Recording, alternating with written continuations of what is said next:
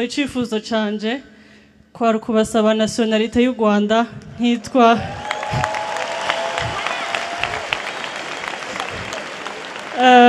nanje nkitwa umwana w'umunyarwandakazi nkibera uwanyu murakoze.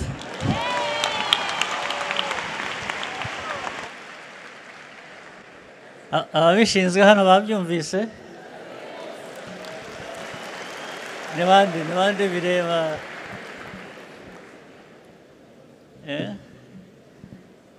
in principle ndabikwemereye ahasigaye bikurikiranye. Amazina yanje nitwa Iradukunda Grace Divine canke DJ Ira izina ry'akazi.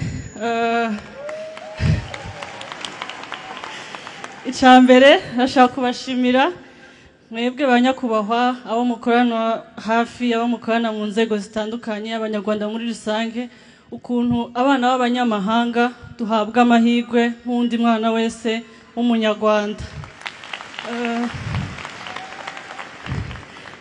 Ikindi no kubashimira kandi ukuntu umwana w'umukobwa abona amahirwe nk'undi mwana wese w'umuhungu.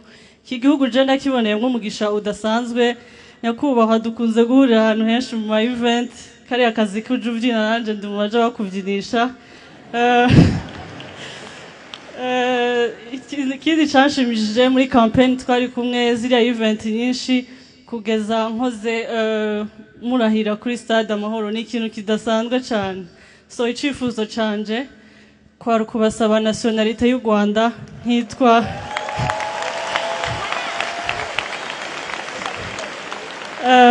nanje nkitwa umwana w'umunyarwandakazi nkibera uwanyu murakoze.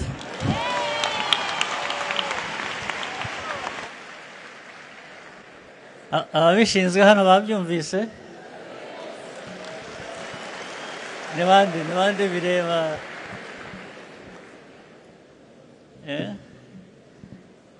in principle ndabikwemereye ahasigaye bikurikiranye.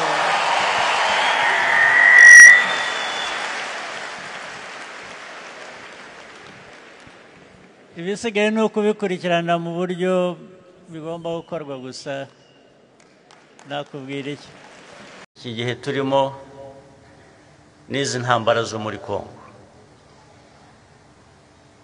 Kongo murayizi abaturanyi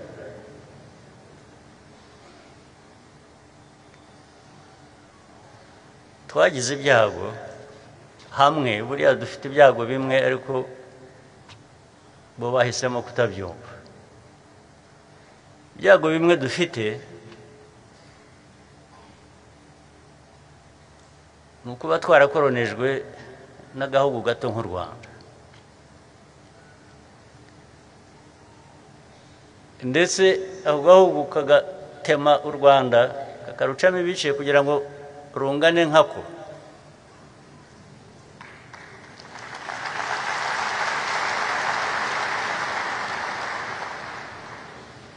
Ubwo ni Ububiligi mvuga kandi aza kubwihanangiriza ndabisubira.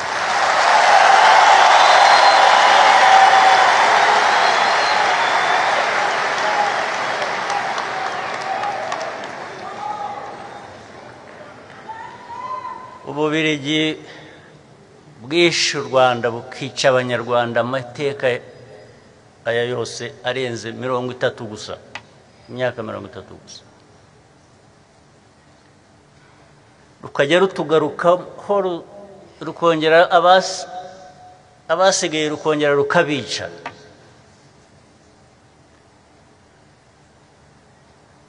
Twarabihanangirije kuva kera turaza kubihanangiriza n'ubu ngubu.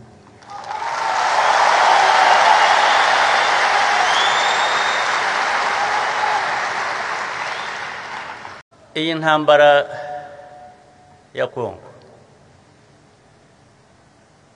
abantu bagiye bakagira iy'u Rwanda ntabwo iyi ntambara ari iy'u Rwanda ntabwo ari u Rwanda rwayitangiye ahubwo icyo abayitangiye bashakaga nicyo turwana nacyo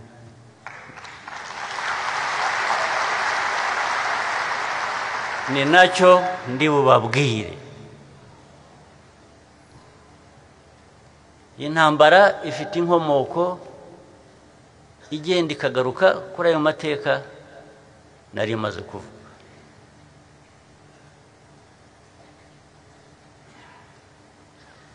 Abantu bitwa Abanyarwanda bamwe bagiye bisanga hakurya y'imipaka tuzi ubu ngubu y'u Rwanda, ntabwo ari u Rwanda rwabatwayeyo, ntabwo ari Abanyarwanda batwaye, ntabwo ari u Rwanda rwatwaye Abanyarwanda muri za Gisoro muri Uganda, ahantu hitwa Gisoro hano, ntabwo ari u Rwanda rwatwaye Abanyarwanda muri za Masisi muri za Rucuro na Heha, ntabwo ari u Rwanda rwabajyanyeyo.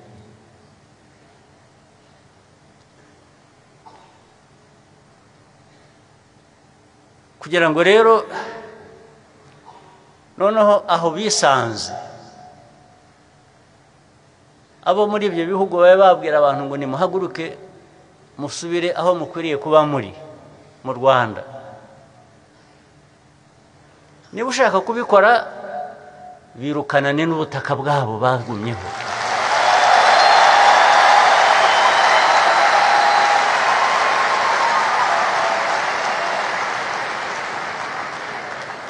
Ariko niba ukoresha ukuri cyangwa niba ushaka amahoro nkawe nk'uko abantu bose bayashaka, ugomba guha abantu uburenganzira bwabo.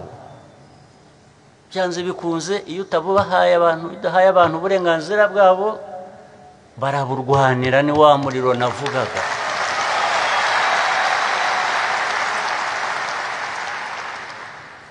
Hanyuma rero iyo uje kubikururamo noneho Abanyarwanda u Rwanda rukazira ko ibyo bihugu bindi bidashaka abo bantu bariyo, twagira dutese, turahangana nabo. Muribuka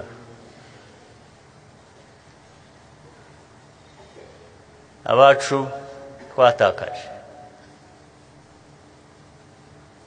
na byiza ko ngiye kubivuga tugana muri uku kwezi twibuka kwa kane.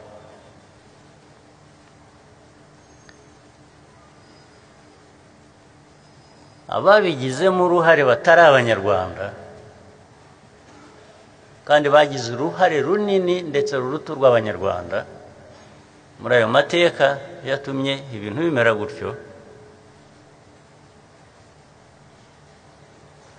niba abo ngabo n'uyu munsi bakidukurikirana batubuza amahwemo ndetse banakuziza ko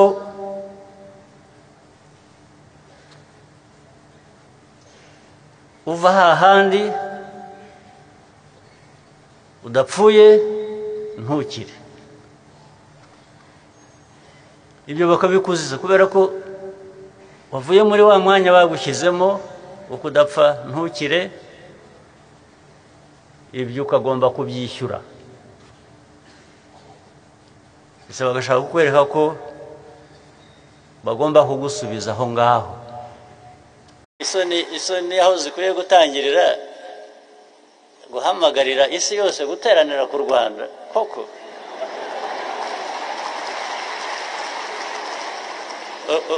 U Rwanda uko rungana, u Rwanda twebwe tugateranirwaho n'isi yose.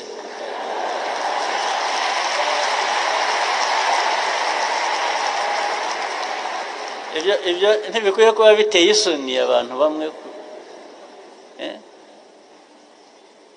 baturetse ko turaho twirwanaho twirwariza dushaka kubaho. Ziriya nterahamwe mwumva buri munsi, mubona buri munsi, n'ejo bundi hari izo twahawe n'abarwana mu burasirazuba bwo muri Kongo. Mwarabonye kuri za television, abandi mwarabonye n'amaso yanyu. Abo bantu bisha abantu hano. Uwitwa ninde ni Gakwerere.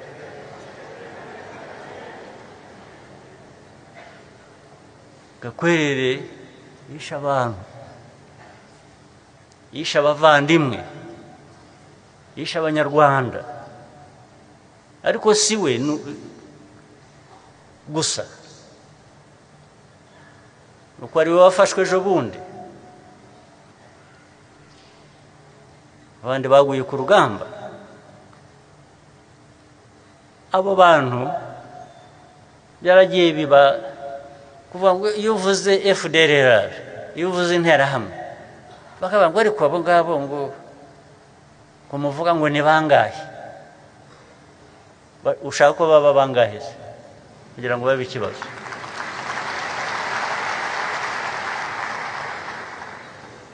Gakwerere uriya bafashwe ejo bundi yari kumwe, bamwe bataye ubuzima bwabo, abandi bakiri mu mashyamba. Wamubaramo abantu benshi kuko ni ideology ya genocide, yo kwica. Ndetse bagiye hariya bagakuririza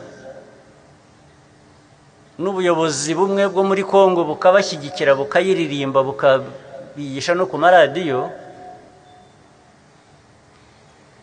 bakica abantu ku manywa y'ihangwe ku mugaragaro. Mwarabibonye aho za Goma n'ahandi hose, bisha abantu ku manywa y'ihangwe.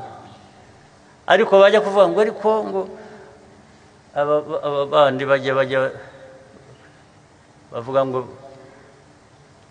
bemera human rights, biraho ntazi ibyo ari byo. Bemera human rights za bamwe, ariko iz'abandi bakwiriye gupfa. Ukabona ko wanshyira muri abo ngabo nkabyemera.